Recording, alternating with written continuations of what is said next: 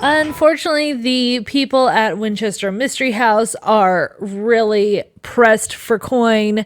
So they said nobody's allowed to take photos or videos inside the mansion anymore, only outside. So at the end of this video, when I'm done talking, I included some clips of our tour guide on the behind the scenes tour, because even though I have footage from inside the mansion, because this was not always the policy, I'm not trying to get a copyright strike on YouTube. So,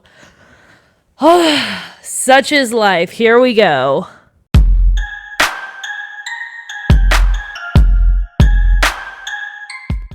Hey everyone, I'm Rachel, and today on Crack Your Bible, we are going to be talking about the Winchester Mystery House in San Jose, California. Now, unfortunately, I have a cold, so I'm not on screen, and this is not the video I wanted to do, but I'm sick, so I'm just gonna roll through it, make it work. But anyway, what is the Winchester Mystery House? Now, the Winchester Mystery House is a home that was built by the Winchester rifle heiress, Sarah Winchester. Her husband in the late 1800s was the company's president, and he died of tuberculosis. Now, Sarah Winchester lived out east, I believe in Boston. So her husband died of TB. Her daughter died in infancy because she had a genetic condition. Sarah Winchester's in-laws and parents died, and what did she do? Did she turn to her supposed Christian faith to find out the answers? No, she went to a psychic who told her that to appease all of the spirits killed by the guns made by the Winchester Rifle Company, she would need to go out west and build incessantly until her death if she wanted to see her family. Now, God never tells us to do something without a reason, and he would never tell us to do something as ridiculous as this to be able to see our families. Now, we have hope in the future that what Jesus said is true, and that we will see our loved ones when we die if they also believed in Jesus, if they made Jesus the Lord of their lives. Now, infants are under the age of accountability. That's when a boy or girl is bar or bat mitzvahed.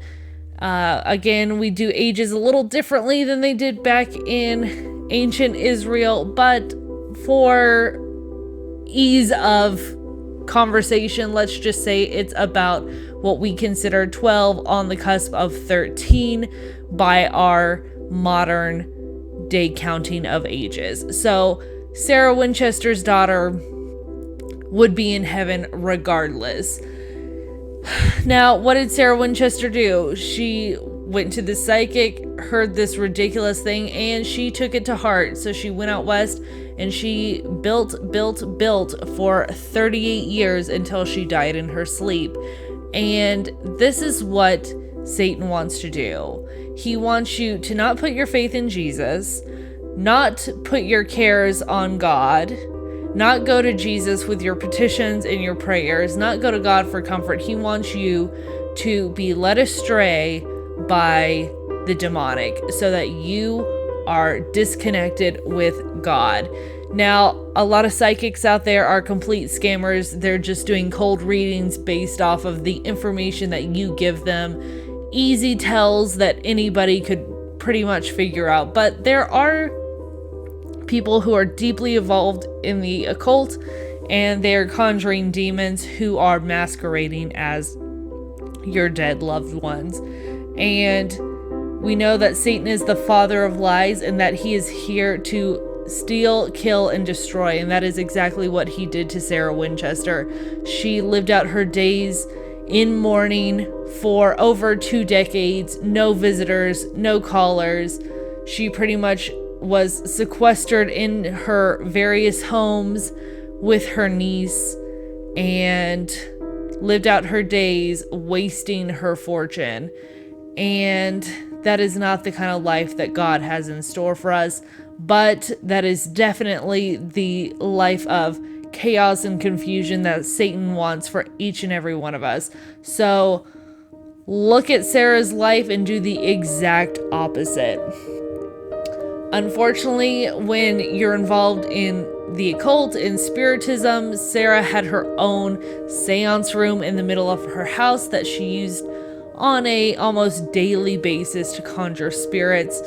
Whenever you're that heavily involved in the occult, there is definitely going to be doors open that affect your community, and I definitely believe that this home where so much darkness came and entered in is still left over in the city of San Jose. And unfortunately, we have CEOs and tech giants also going to mediums and psychics to get information on what they should do with their companies, and these companies pretty much dictate how we live our lives today.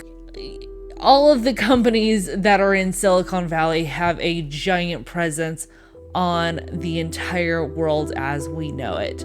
So I know this is a little shorter, but just be smart. Don't be like Sarah Winchester. You might not have the money that she has, but if you decide that you're going to open yourselves up to psychics and the occult, Satan is going to take whatever he can to use and run with it to destroy you, just like he did with Sarah Winchester's life. So anyway, hopefully I will be healthy and well on Monday, so I will see you then to talk more about Cain and Abel. And I want you to like, subscribe, and share, and I will see you later. Bye.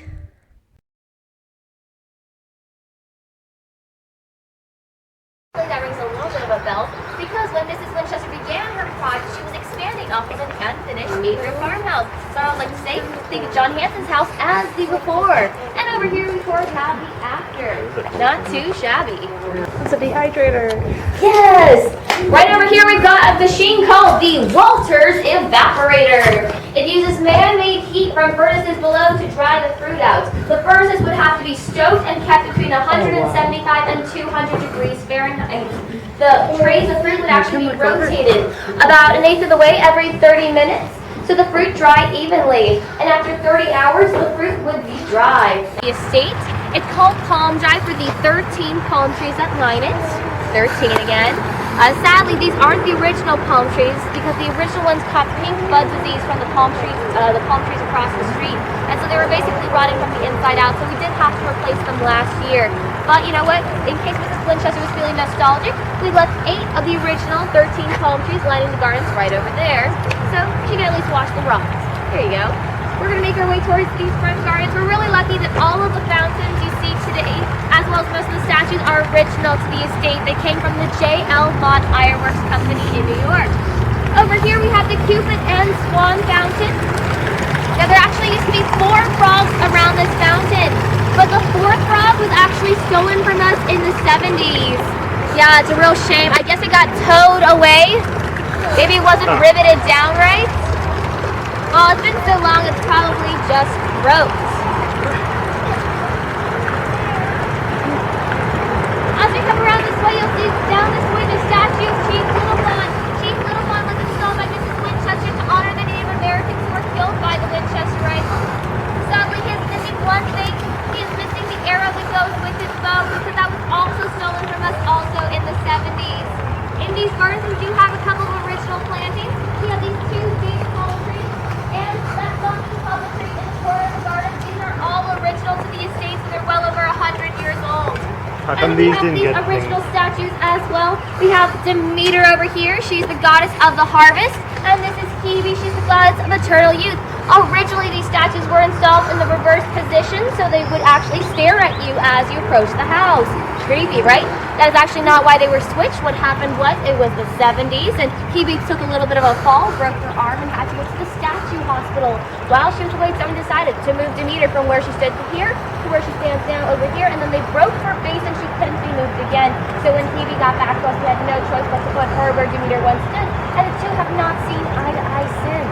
Behind it was, the 70s were not good for us. This is the Serpent Fountain, but more accurately it should be called the Dolphin Fountain, because these creatures are actually supposed to be dolphins. Yikes. Enjoy the nightmares, folks. We'll be passing by the front door and out this way. We're on the north porch right now. Can anyone guess how many posts are on it? 13, of course. From this side of the stairs all the way around, 13 posts installed in which direction? Upside down. Every single post on the property was installed upside down, except for one. Now the one right side of the post, you're going to have to stand on this side of the porch to really see it, because it's behind this tree on the second floor of the house. It's the leftmost post you see on the edge there, right by the wires and that window with the lace in the window. Now you'll see that the post is wider on the bottom than it is on top, and that's the standard way of installing a post of this design. Now there's a lot of different stories about that post. Some say it was done as a prank in the 70s. Others say it was Mrs. Winchester's intent. And there's actually a little bit of history that goes with that. You see, in Victorian culture, it was considered very popular when you were building a new home to put a single post on the property upside down for good luck.